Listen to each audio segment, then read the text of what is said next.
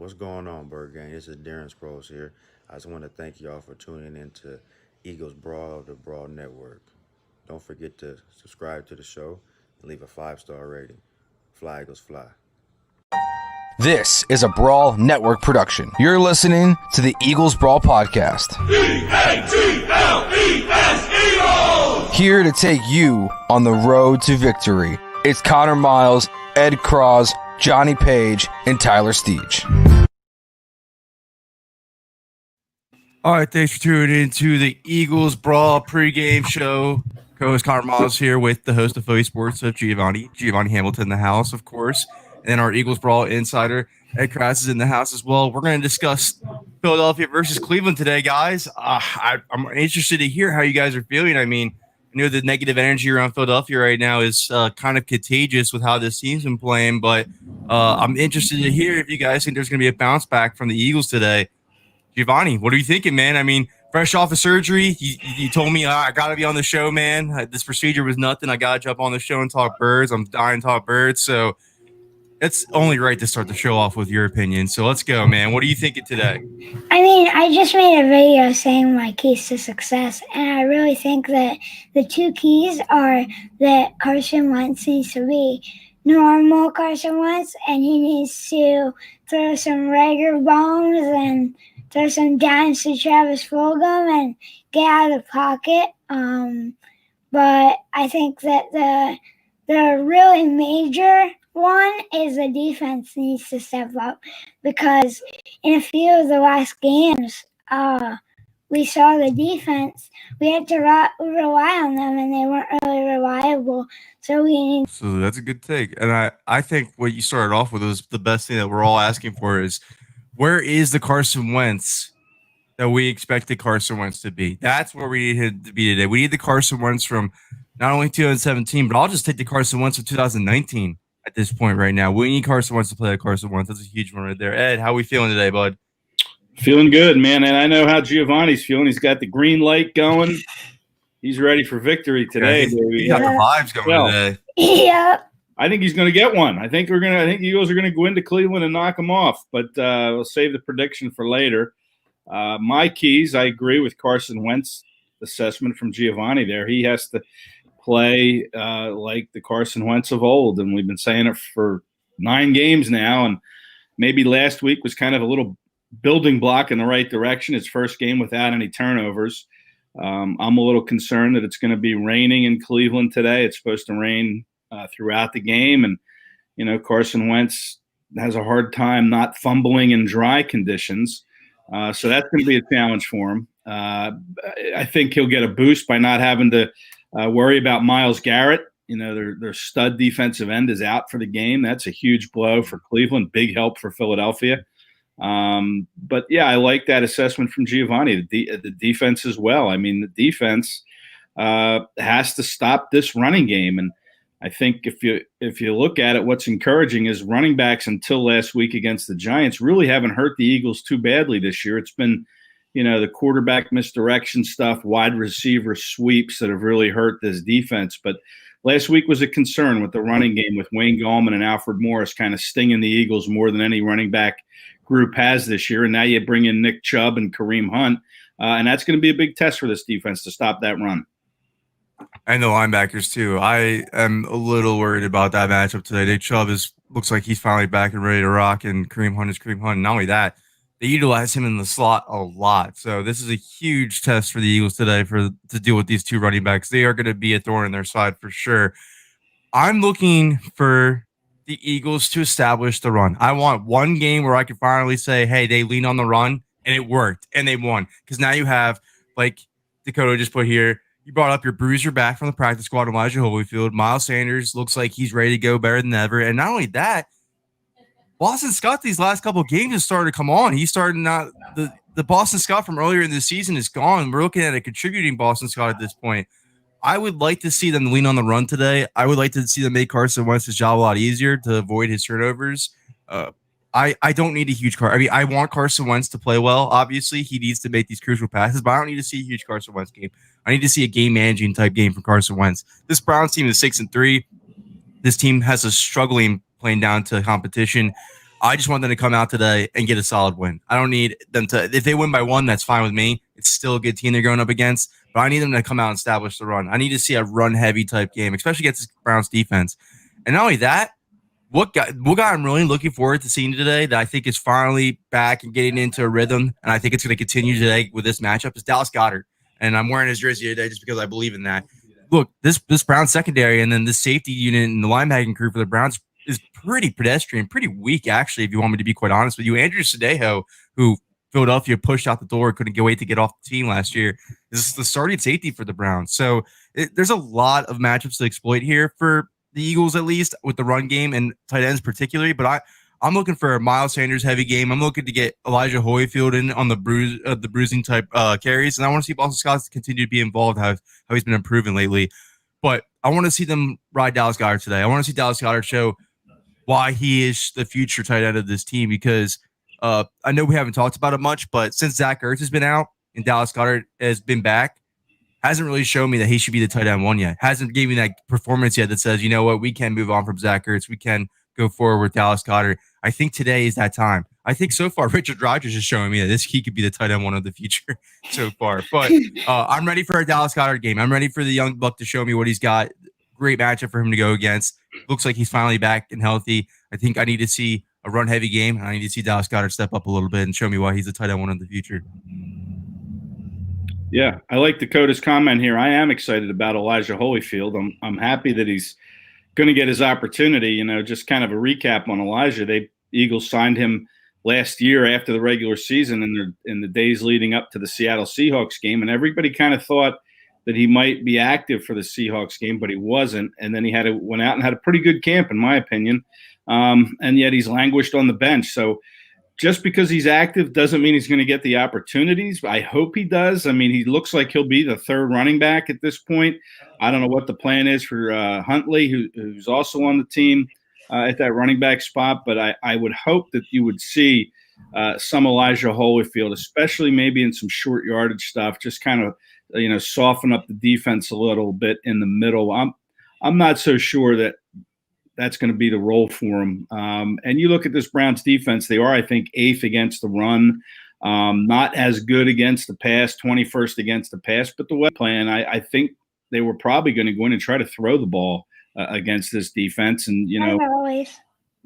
Yeah. So I don't know. I don't know what the game plan will be with the weather changing things. A little worried that it won't change much.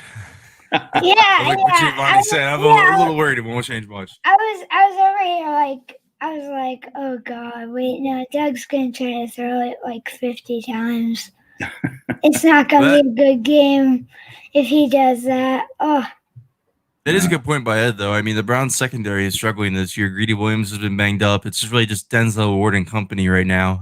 I wouldn't be surprised if they do attack him with the pass just because of the matchups. But I mean, look, if Doug, I know you're not listening right now, but if someone can convey my message at some point to Doug Peterson, use Miles Sanders. He's back. A lot of people are questioning him right now, wondering if he could be the all-down back. I don't even care. I just know one thing's for sure. Miles Sanders is a playmaker. Miles Sanders is a special talent. He could change the outcome of a game for you. You need to treat that player as such. I ride Miles Sanders today in this weather. I let him do what he's got to do. And then, like I said, Boston Scott, I think a lot of people haven't given him enough credit, has been stepping up lately. I think Elijah Holyfield probably replaces Jason Huntley's snap percentage. Probably something like that, where you see Jason Huntley randomly get mixed in there. I think you'll see Elijah Holyfield today randomly get mixed in there. I mean, Ed, I think they had to look at the practice squad and promote him thinking, this weather or like this type of matchup, we could use a bruising type, goal line type, short yardage type back like Elijah Holyfield against this Cleveland Browns defensive line front four. And the weather, I mean, I think that they had to at some point think in their heads, like, this is a good game for Elijah Holyfield to bring up. Because I know Jordan Howard just came back to the team. I wouldn't expect for him to be brought up right away. So it makes sense for Holyfield, but they had to go with Holyfield for a reason. Yeah, and Jordan Howard still isn't really technically on the team. I mean, he hasn't been added to the practice squad. He has to go through the COVID protocols and stuff. So, assuming he passes, he'll probably be added to the practice squad next week. And listen, I said back in February that they should have kept Jordan Howard. I know money was an issue. I would have liked to have built around Sanders and Howard as my two primary backs. I mean, Sanders is good, but I think he'd be even more effective with another running back running shotgun with him. You look at last year, the Eagles in Buffalo ran the ball 41 times, and I was at that game in Buffalo, and it was a miserable day. It was windy. It was windswept, rain swept. I was there too, man. Yeah. Yep, that was a great game to go to, though. I loved it. I loved the Bill Stadium. But that's a good point. That is a great point. If that's what they can come out and do today, treat them like they treated Buffalo. First of all, that's creativity there. I haven't seen anything creative like that with Boston Scott and Miles Sanders used this year. So if I see some of that, I'm going to be excited because that's creativity for once. But I think you're right. That's a perfect example. It's a perfect example because not only that, the Bills at that point last year were kind of what the Browns are now this year. Right, exactly right. They're an AFC team that plays. They're 90 miles apart, the two cities, and it's going to be, I think, that kind of a weather game. And they ran it 41 times, so maybe Holyfield does get his share of touches. Scott too, Sanders. I think they just keep trying to pound away, and I think it will help the Eagles that they have Isaac Seumalo back at the left guard spot. That's going to help in a lot of ways, you would think. I mean, this guy hasn't played since week 2. They're still missing Brandon Brooks, obviously, and we don't know who's going to play right guard. Doug was kind of hesitant to say it would be Herbig. He even mentioned Jack Driscoll as a possibility, who served as a tackle earlier in the year, but I know that that's where they want him to settle is at guard. So we may even see Jack Driscoll at the right guard spot. But I think this offensive line is going to be as healthy as it's been all year, and that's going to be a factor for the game plan too, I would hope. That is, I completely almost forgot. We should definitely give some credit to that. Isaac Seumalo back is huge. I know he struggled at the beginning of the season, but he's usually the slow starter. I'm not going to lie. Then he turns it on midway through the season and becomes one of the best left guards in the sport statistically. So I think that is a huge thing to be back. But I think the right guard is something to keep an eye on. I have my feeling it's going to be Pryor. I have a feeling it's still going to be Pryor still out there. I think they're just going to go with the comfortable, someone they're comfortable with out there. It's just interesting that Nate Herbig went from, wow, this guy is a diamond in the rough to, I mean, I know he's injured, but he's still suited to play. He's still active on these game days. So it's crazy that he went from that to we'll let you know type of player. I thought he was playing pretty well, but I guess they're just going to go with what they're comfortable with. Might be my assumption. We'll see. We'll see how it turns out. Yeah, I mean, here's the thing with Pryor, though, is they moved Herbig from left guard back to right guard so Pryor could play on the left side, if memory, or maybe it was right guard. Yeah, he's better on the right side, Pryor, and that's where they would need him to play. So yeah, it could be Pryor. You're right. He's a guy that's been Herbig on it. Driscoll would be really kind of outside the box thinking at this point after getting mostly tackle reps. So you're right. It'll probably be Matt Pryor, Connor. I would prefer Herbig, though, just for the record. I would prefer Herbig, but I think they would just go with what they're comfortable with in Pryor. Giovanni, you're talking about the defense stepping up today, and I like that point. And I know that Justin has a question here that we'll get to in a second, but I wanted to ask you, they're playing Baker Mayfield. Baker Mayfield's known to turn over the ball. He has some dumb picks in his career. You think this is the game where the Eagles get some interceptions? What about the guy's jersey you're wearing? Yeah. Slay. Slay. You think Slay picks off Baker Mayfield today? Oh, that would make me so happy. I need a Darius Slay interception, man. I need it. My soul needs it. I think the Philadelphia fan base's soul needs it. I want to see Darius Slay get an interception today. I think he does it. That'll be one of my board. I think Darius Slay does it. All right, so Justin's asking here, what's more likely of the three? Doug gets a new OC and gives up play calling. Carson gets traded, or Roseman gets fired. Doug gets a new OC and gives up play calling is the most likely of these scenarios because Jeffrey Lurie is in charge of the team and he says whatever happens goes. He fired Mike Grove personally. It wasn't Doug who did. So I don't know how that will play with Doug because I've multiple times Ed and I have discussed on the show that Doug doesn't want to do that. Doug will not give up play calling. He's going to go out kicking and screaming, giving up play calling. But again, what Jeffrey Lurie says goes. So out of all these scenarios you have listed here, Justin, I think it would be Doug gets a new OC and gives up play calling. Yeah, yeah, but remember too, unless he's willing to give up play calling, you're going to be limited. I think in terms of who you're going to get as an OC, because right. an OC is going to want to come in and call his plays. He's not going to want to come in and take a back seat to Doug. So Graham Harrell at USC, who turned down the Eagles job, was pretty much for that reason. Right. So you're going to be limited in your selection. But of those three choices, I would agree that it's going to be the new OC and give up play calling. It's not going to happen over these next, 7 games or 6 games after today. If anything, it would happen in the offseason. Right. Carson is not going to get traded, and Roseman's not going to get fired, I don't believe. I mean, listen, I don't want to be a Roseman apologist. I mean, he's done some bad things. A lot of GMs do. I mean, he just hasn't built a roster, though, that is very talentful right now. So that hurts. But look, he has found guys like Josh Sweat in the 4th round and Travis Fulgham and some of these other guys that have come along. But for every one of those, you still have your JJ Ortega-Whitesides and your Clay Thorsons, the quarterback they took in the 5th round, who can't play. He's out of the league. But I wouldn't give him a failing grade by any means. So, both these contracts for Doug and Howie run through 2022. So I think, Howie will definitely be back. Doug, I'm not 100% sold on with that yet, but we'll see. This is a good question by Dakota here. I really like this question a lot because it is relevant to today with all the COVID cases going on and some coaches on the team not being able to be available today. With some of the offensive personnel out this week, do you think the communication might be better between Doug and Carson? I'm interested to hear what you had to say, Ed.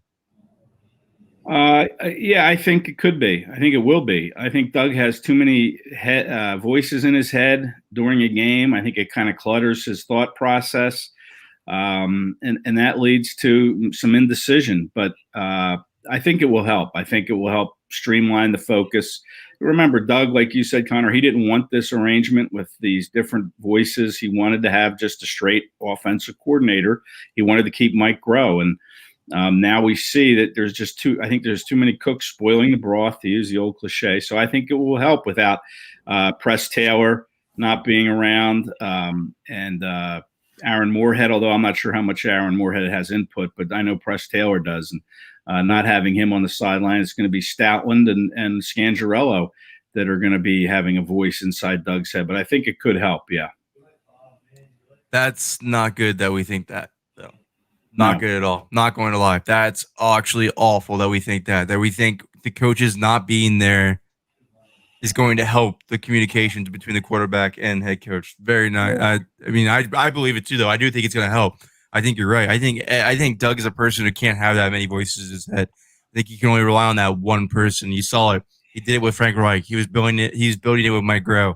I don't think that he's the type of coach that can have so much distraction going on and be able to focus on one thing at the same time. I think it will get better today, and that's unfortunate because that's not good at all. And this team's gonna have to figure that out this all season. Do you think so, Giovanni? You're saying, yeah, Lau, what's your opinion?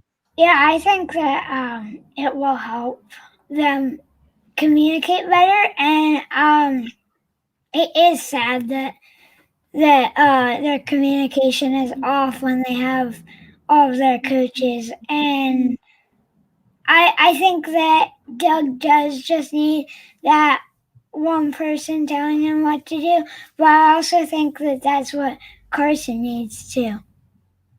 Yeah, accountability. I don't think that they hold the quarterback accountable as much as they used to back in the day either. I think, and we said it multiple times on the show, Giovanni's the first person to bring it up. John DeFilippo and his way of holding Carson Wentz accountable as a quarterback coach is sorely missed in this organization, sorely missed for Carson Wentz as well. Look, I mean, nothing against Press Taylor, but I move on immediately this offseason. I think from everything that we've heard, the buddy-buddy approach, the really being a friendship type thing instead of a coach and a player relationship, it's not working. It's clearly not working.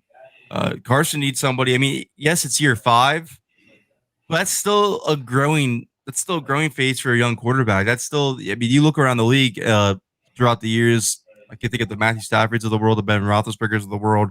There's been quarterbacks that go into year 5 and have struggled. It's not uncommon, but it's still them getting the feeling out process for the NFL. And I think for the first 7 years of a quarterback's career, he still needs a solid quarterback coach. He still needs to be coached up. It's still, the game changes every single season. I don't think he's a wildly veteran yet. So I do think, I'm not trying to make excuses for him. It's year 5. He should be playing extremely better than he's playing right now. Absolutely, for sure. Carson wants to play a lot better, but I think the coaching has let him down. And I think when you look at Detroit, when they finally realized that with Jim Schwartz and Matthew Stafford, and they went out there and they got the Jim Caldwells of the world, the improvement for Matthew Stafford was night and day. And I do think you need more offensive accountability from the coaching side. And the Eagles just don't have that outside Doug Peterson. So I need that for Carson Wentz. I need somebody that hold him accountable. I don't think that they have that on staff right now. Yeah, Giovanni made a good point there as far as the voices in the head with Doug. It's with Carson too. I mean, that's a really good point. Is kind of clearing some of the clutter out of Carson's head as well, and trying to just streamline to one voice. So, we talk about Doug, how it could benefit Doug, but Giovanni's right; it could benefit Carson as well. Definitely benefit Carson. It's a good point too, for sure. I think it could benefit him the most, to be honest with you. But yeah. So Justin, we pretty much answered that question. I think Preston fired no matter what, to be honest with you. I don't think he's prepared for the role, and I think they're going to realize that this offseason and trying to clean house with the offensive staff, to be honest with you. I think Deuce Staley and Jeff Stoutland, perhaps Justin Peele, are probably some of the safest names along that staff. Other than that, I think there's going to be a lot of new guys coming in here. And Aaron Moorhead, too. I think Aaron Moorhead's done a great job. I agree. At the end of the day, this is work. You have to chew out players from performing to their standards. Iron sharpens iron. Absolutely. I could agree, Dakota. I think they need to chew each other out. I think it's just crazy to me. Here's the craziest thing, guys, and we'll start getting into our MVP predictions and our DraftKings play of the day. But I think it's absolutely insane to me that Doug Peterson, even without Carson Wentz, Doug Peterson went and went to the Super Bowl, does all these great things. I know that I know Frank Reich and John D. Phillip over here, but this still was a Super Bowl winning head coach. And there's talks. I mean, we had Matt Lombardo on the show this week, and he's talking about the Eagles would probably be interested in Joe Brady this offseason as head coach and all this stuff. I'm like, we're talking about moving on from Doug Peterson, the guy who has a statue out front of Lincoln Financial Field for winning the Super Bowl, having a shorter tenure than Andy Reid. I can't believe. I don't think it's time. I'm sorry. I just don't think it's right to fire. I just want to get out there personally. You don't fire Doug Peterson. One bad season right now is not it for me. I know that they've been getting worse since they won the Super Bowl, but I look at Doug this offseason and I say, listen, man, we need to accept the facts. When we had Frank Reich, and I repeated this multiple times in the show, I'm just going to do it again. When we had the Frank Reichs of the world, we had the John D. Philippos of the world, when we had a strong offensive staff around you, when you performed at your best, you're only in your 5th year of coaching. Maybe we gave you the reign. Maybe we trusted you. Maybe we were all in on you too quickly after you won that Super Bowl. Maybe we should scale it back a little bit. Get some guys in here like a Jay Gruden, a quarterback coach that's proven, and help you out a little bit. Make the burden a little less tough for you so that you can look like that coach you were before. That's the route I go. And if that doesn't work after that year, then yes, you move on because this team is not performing up to expectations that they should be after winning a Super Bowl. But I don't move off of Doug after this year. I just want to get that out there because a lot of people are talking about moving off of Doug, and that's just not me this year. I'm not letting this season dictate what I do with Doug Peterson. I think I understand that the COVID excuse goes for every single team, but I think you still have to really add it to the evaluation process, add it to what you did this offseason with bringing in all these new offensive coaches, bringing in Jalen Hurts, bringing in all this crazy stuff that you did. I can't move off of Doug Peterson just yet, but I do convince him that, hey, you need to end this stubbornness act with the offensive coordinator. We need to bring a guy in here, and he needs to help your play calling because you are struggling. And once you start getting better again, once you start showing us, because if that offensive coordinator comes in and the Eagles do well again, that offensive coordinator is probably going to be in line for a head coaching job no matter what then, like Frank Reich was. So, Doug, we love you. We need to scale back a little bit. We'll reevaluate in 3 to 4 years when this offensive coordinator we bring in gets another job if you end up being successful with the route that we go. That's what I do. I'm not firing Doug. It's too soon. Too soon.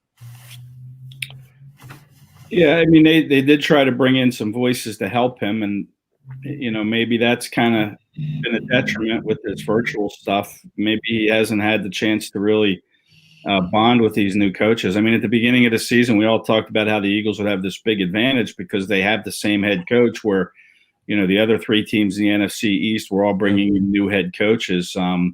But the Eagles did alter their coaching staff, and maybe that has played a role. And it is a difficult season, I think, to evaluate anybody or anything with the way circumstances are. I mean, and now the NFL is in these intensive protocols, which means that there's no locker room time. And I spent a few days this week asking players how that affects, the camaraderie, the chemistry, and has it taken some of the fun out of the game by not being able to spend time in the locker room, which is, their sanctuary, where these guys goof around, have fun, talk smack to each other. And I guess the consensus was, there is some of that is being taken away.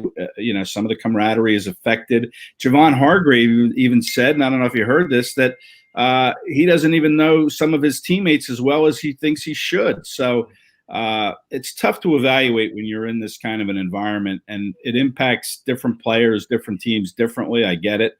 And maybe it's impacting the Eagles players and coaches more than other teams, and that's just the way it is. So it is difficult to evaluate in this era that we're in, and we'll see if Lurie will make some of these changes or if he'll just completely shock everybody and move on from Doug. I go back and forth with it all the time because, again, we know how aggressive Jeffrey Lurie is, but Joe Banner, who knows Jeffrey Lurie better than most of us, pretty much all of us outside of the Eagles organization, he doesn't think the Eagles make any major changes, and I don't think they do either, because Justin's asking, well, what about Howie? How long is his leash? You don't ask a new general manager to come in here and deal with that Eagles cap situation off the bat. That's an unfair thing to ask a new GM. I think he's on the hot seat after this season. I think he will stay with the team. They might talk to him about going again with the Joe Douglas approach with him. I don't think they will, though. I think they'll stick it out with Howie, make his seat a little warm, as well as Doug's, and see how it goes next year. But I think that they're staying. But I agree with Bob here. Bob says absolutely keep Doug, fire Jim Schwartz, hire OC and QB quarterback coach. I'm at that point. I'm at that point as well. So we'll see. I know some people are still in on Jim Schwartz, but let's segue into our prediction. So I'm going to start off with our DraftKings play of the day, which is, before I start that, we'll do a little ad. Football is here, and so is your shot at millions. Thanks to our partnership with DraftKings, all new players can play for free for millions with your first deposit. So you go to DraftKings, you create a DFS account, and you put in a minimum deposit of $5, just $5 as a minimum deposit. And DraftKings will credit your account with a free entry to multiple contests. So you go to dkng.co/brawlpod. That's BRAWLPOD to play for your chance to win millions. That's millions. So if we win you some money, let us know. I want Eagles Brawl to make everybody rich. And my DraftKings play today is going to be Dallas Goedert, 3,800 on DraftKings. Perfect matchup against this Cleveland Browns defense, like we alluded to earlier. I'm ready for that Dallas Goedert game, and for that price tag at 3,800, you cannot beat that on DraftKings. That is my tight end play of the day. That is my Eagles play, DraftKings play of the day as well. So let's get into this. Let's go. Sign up for DraftKings. Let's go. Use that dkng.co/brawlpod. Get in for that DraftKings today. So guys, let's also get into this. Our Manscaped MVP picks. I'm gonna start off with Giovanni, because you're fresh off of surgery, bud. I want to hear who your pick is because you're excited for him. When I asked you who it was going to be, you with no hesitation answered. So let's get into it. Tell us who you're going to pick. I'm picking Brandon Graham because he has had a lot of sacks this year, and I just love watching this guy play, and watching him trash talk is the best thing ever. And I love him so much. Yeah, Brandon Graham is the best player on the Eagles defense this year, in my opinion. So I mean, enjoy the facts. I think he's the best player on the Eagles defense this year. That's a great pick. We'll go with Ed's pick. Ed, tell everybody who you picked. Well, I picked Jalen Rager, and a lot of it has to do with the fact that, we had that interview with Monte Rager earlier in the week, his father. And Connor, you did a great job setting that interview up. And Monte told us, hopefully everybody listened to that podcast with Monte Rager. He was terrific talking about Jalen and how he raised him. And he predicted that his son was going to have 150 yards this weekend. Yeah, he did. So, who am I to disagree? I'm going to go with Jalen Rager. Unfortunately, the weather may not allow that, but I think Rager will have an impact. I think as this season goes along, they're going to try to find different ways and hopefully creative ways to get him the football. And I think Jalen Rager is going to have a really good game. I agree. And yeah, Monte got us so hyped for Jalen Rager. If you guys have not checked out that episode, you have to check it out. Monte told us everything that we need to know about Jalen, the perspective that we're not getting from our first round rookie because this pandemic was given on that episode. Please go check it out. It's already got over 6,000 views though. So a lot of you guys are checking it out and we greatly appreciate it. I'm going with Miles Sanders for my Manscaped MVP pick, though, because I really want the Eagles to run the football. Use your stars. I need them to get a Miles Sanders heavy game this week. Not sure that they will. I know Doug Peterson as well as everybody else does on this who's watching this show right now, but I need Miles Sanders to go off today. He's my Manscaped MVP pick. And again, go to manscaped.com. It is the holidays. We need to get some gifts. Use promo code BRAWL. BRAWL to get 20% off your order plus free shipping. That's manscaped.com. Promo code BRAWL, 20% off your order to get and free shipping. That's who our picks are. But yeah, Ed, that was a great interview, and Monte was phenomenal. You guys have to check it out. Ed asked some great questions, and I mean, if you're a father out there, you're a son out there that just likes to listen to a really good father and son relationship, that was the episode for you. I mean, to listen to a father be so proud of his son going into the NFL, following his footsteps, I mean, it was just phenomenal. I highly recommend listening to that episode. I don't like to hype up our own content or anything like that, but that was one of our best today. And then Giovanni's interview with Zach Ertz this past week on Philly Sports with Giovanni, I thought was incredible. I mean, to hear who Giovanni believes is his role model talk like they're just best friends, talking sports again, just sitting in their backyard talking about those things. I mean, it was great. You guys did a great job, Giovanni. It was great. I loved it. It was not easy. It was not easy at all, man. I had to keep myself together. I was like, oh my God. I got Travis Fulgham as a big bounce back week. Dakota, I agree. I do think he's a bounce back week. But Dakota did love Ed's pick of Rager. 27-17 birds is what Nick is saying. BG, great pick, Gio. I'd actually go Doug. I think the other coaches are out. He steps. Oh, okay. He steps up and plays a good game. All right, Nick. I see that. So Nick is picking Doug Pearson as his Manscaped MVP pick. Also, Tyler did text me to say who his pick was, and he picked the whole entire Eagles offensive line. I said that's the one time I will allow one position group to be picked, and he picked the whole offensive line for that. Ooh, Dakota's calling a jet sweep touchdown for 60 yards to Jalen Rager. I love it. And Nick loved the interview with Monte Rager. Thank you, Gan. We loved it too, and I'm sure he's talking about the Zach Ertz interview as well. But guys, to end this show real quick, I have the Eagles winning 28-24. I'm ready here. Let's go, Giovanni. Mine is 14-17. Bridgeman. Oh man, you're killing me, dude. You It's want us to not have me, a heart attack? it's the Eagles. Yeah, you're we right. know how they play. You're not right. So you're not wrong, though. All right, Ed. That's a lot of confidence in that defense to give up 14 points, but it could happen. I mean, there could be fewer possessions with the running games being a factor. I have the Eagles winning 25-23. I mean, with the Eagles and how they always go for 2 points, 25 points sounds like an oddball number, but the way they go for 2 and make it, miss it. I mean, 25 is certainly a doable number, but I have them winning by 2 points, and it's going to be a close game right down to the end. That's actually probably a better prediction than any of ours, though, because you're right. Those 2-point conversions are a huge thing. They really be doing that. All right, Giovanni, to end the show, we have to have your mom on here showing us that she did a great show, guys. Like, what a great supporter. What a great supporter. She's in there in the other room watching this show. Like you're not in there right now. Like, amazing. I love it. All right, guys. Thanks for tuning in to Eagles Pregame Live. We'll have the Meanies Bird recap tomorrow. Dakota saying 17-9 Eagles. That's guys Hopefully are it's a coming good with this. happy mini recap. Oh man, I hope it is when we need a happy meeting recap. All right, guys, we'll see you tomorrow. Ed, Giovanni, thanks for joining the pregame show. Yeah. Thanks for everybody tuning in. We had some great views, great comments as usual. Thank you, guys.